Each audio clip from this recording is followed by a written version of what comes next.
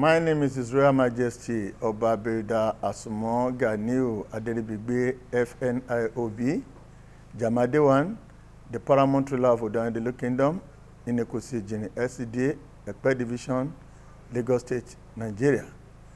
I'm using this medium to welcome the gentlemen of the press and at the same time to give glory to Almighty Allah, who has spared my life and been my guardian and my protector.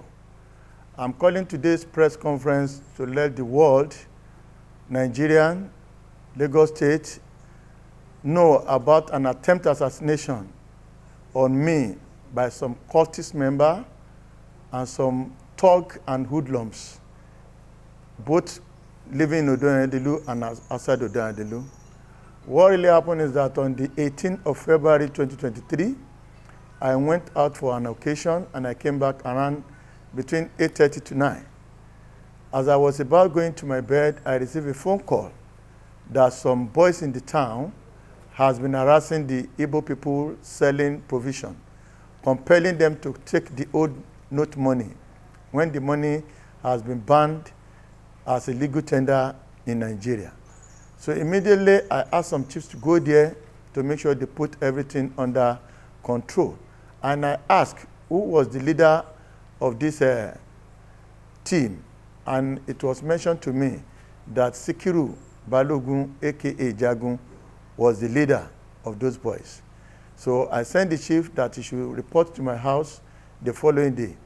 So early in the morning on the 19th, I decided to take a little rest. I took some medication. So it was when I was sleeping, my wife came in, rushing to come and wake me up and tell me that, Kabiyesi, you have to come out. Things are happening in the town. I said, what is it? He said, the youth and some boys are on rampage. For what? He said, because of the Naira. So I have to go out immediately. So when I met some of them on the road, and I asked them what is going on, they did not even answer me. So I have to go to the scene. I saw them. They have put fire on the road. They blocked people. The vehicle coming from Shagamu were turned back. The one coming from Agboa were also turned back. So people were scattered. All shops were locked. They didn't allow, they paralyzed all activities in the community. So I now asked some people around to please assist me. We get water, we put the fire under control. The bonfire was in two places, one at Egbatado in my community there. I went there as well. We put up the fire. So as I was coming back, we were able to help two of those boys. That's what prompted you doing this thing. Don't you consider other people that are traveling, probably going to hospital for medical attention? So from there, they said I should release those boys' head. And we insisted that we were not going to release them. So one of them called Kudus Barua came out with some bottles, started breaking the bottle in front of me. The bottle was scattering, cutting people's, but I refused to leave the scene. At the time I said, you people are going to see something today. And he went behind late Mr. Shita house, and he brought out a gun, and he cocked the gun. And people were running here and there. They told me, Kabiyesi, you just have to leave this in. I said, no. If I should do that, that means I'm a coward. So that means I want to endanger the life of other people in the community. I said, I'm not going to leave. Already, I've put a call to the Nigerian police headquarters at Agboa, and the CP special squad at Imota. They all came. When they came, they saw them. They tried to arrest them, but they ran into the bush. So among those boys that I know very well, the ringleader was Kazim Balogun. Number 2, Kudus was the one that brought out the gun. Kudus was there, aka Skid, Kudus Barua. The next person is Ezekiel Makinde. Then there's one guy they call Shegun Omo Ologbo. And another guy from Ijebugbo, I don't know him, he has a dreadlock and he wore red that day. So, and some other members. At the end of the day, the following day, the police were able to arrest about 2 people. They took them to the station for interrogation. One confessed there that, well, he partook, but he was not part of the people that brought out the gun. The other one confessed that he was the one that rescued one of the principal actor of that incident away from the town, and they gave that guy 5,000 naira to run away to Aja area. So, and the police has promised to take those two to court. So that's where we are now. So, but it's only God and the intervention of other community members in the town that saved my life for that day. I don't have any running battle with anybody in the town. But this is not the first time they've been doing this thing. Sometime about 2 years ago or more, such an incident happened. They were fighting each other. They were trying to stab one boy with bottles, with a broken bottles. That boy is called Azam, but I don't know his father's name. They are strangers in the town. The boy ran into the palace compound for safety. These guys follow him to the palace. They were breaking bottles just the way they started that day. In fact, part of the bottles injured me. And I called the Nigerian police then. They came, they made an arrest, they took them to the station. But you know, the way people act in Nigeria, the DPO then, I think the former DPO, I can't remember his name, one black guy, he has to release them even without my consent. And I registered my displeasure that such magnitude thing happened in my palace. You arrested them and you allowed them to go. That is very, very bad. That not even an undertaking, that they will not do such thing again. He was just begging me. Sometimes ago in August last year, when I was about to mark my 60th birthday, the same thing happened. They were fighting each other, scattering the whole community. I have to call all of them, and I warned them, and they promised such thing will not happen. So I don't have any grudge with anybody. Go to enter the town, you will hear.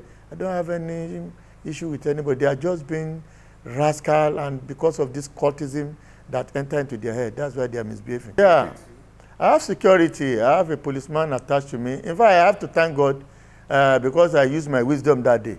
When I was going, I thought it's just a mere something that is not something serious. So the policeman was eating at the gate, and I said, Daddy, I should follow you. I said, don't worry, let me just go there and see what is going on.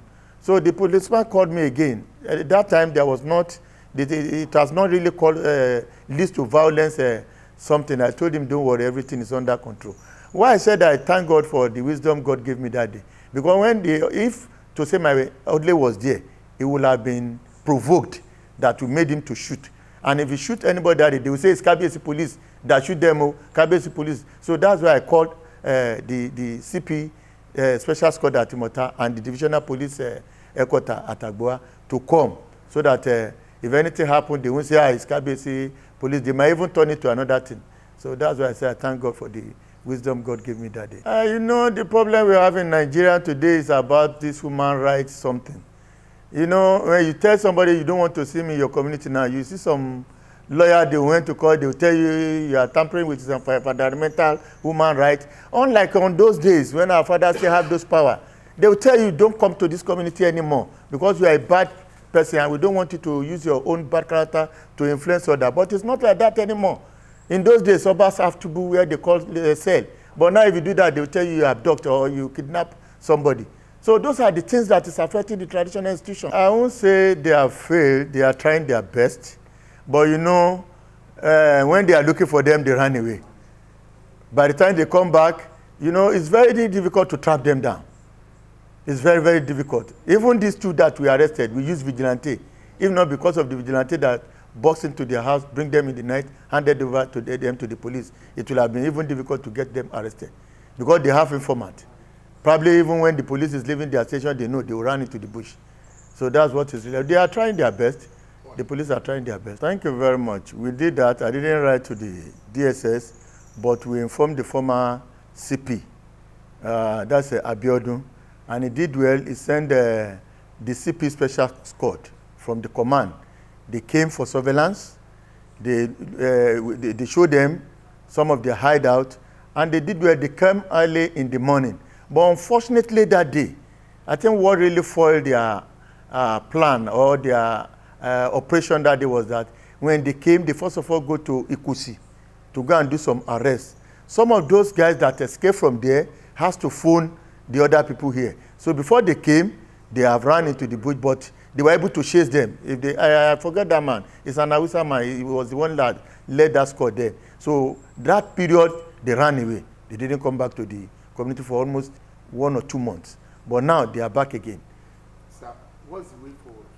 The way forward is that I'm calling on the Lagos State government, and at the same time calling on the CP, the DSS, the SS, all security apparatus to come to the Ayandelu aids, because these people are becoming menace, they are becoming threats to the entire people of Ayandelu community, because their plan is to rob those Igbo guys, if not because of the intervention of my chief.